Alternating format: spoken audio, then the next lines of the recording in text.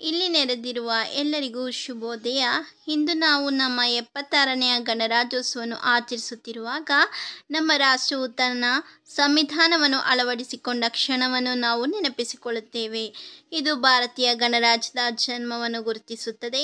ಈ ದಿನವು ನಮ್ಮ ಸ್ವಾತಂತ್ರ್ಯ ಹೋರಾಟಗಾರರ ಶೌರ್ಯ ಮತ್ತು ನಮ್ಮ ಸ್ಥಾಪಕ ಪಿತಾಮಹರ ದೃಷ್ಟಿಗೆ ಗೌರವವಾಗಿದೆ. ಒಬ್ಬ ಶಿಕ್ಷಕನಾಗಿ ನಾನು ನಮ್ಮ ರಾಷ್ಟ್ರದ ಭವಿಷ್ಯವನ್ನು ನಿಮ್ಮಲ್ಲಿ ಪ್ರತಿಯೊಬ್ಬ ವಿದ್ಯಾರ್ಥಿಯಲ್ಲಿಯೂ ನೋಡುತ್ತೇನೆ. ನಮ್ಮ ಸಂವಿಧಾನದ ಮೌಲ್ಯಗಳಾದ ನ್ಯಾಯ, ಸ್ವಾತಂತ್ರ್ಯ, ಸಮಾನತೆ ಮತ್ತು ಭ್ರಾತೃತ್ವವನ್ನು ಎತ್ತಿ ಹಿಡಿಯಲು ಪ್ರತಿಜ್ಞೆ ಮಾಡೋಣ.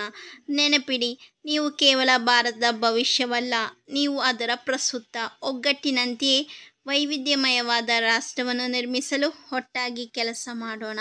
ಪ್ರತಿ ಹಾದುಹೋಗುವ ವರ್ಷದಲ್ಲಿ ನಾವು ಬಲವಾಗಿ ಮತ್ತು ಹೆಚ್ಚು ಅಂತರ್ಗತವಾಗಿ ಬೆಳೆಯುವುದನ್ನು ಮುಂದುವರಿಸೋಣ.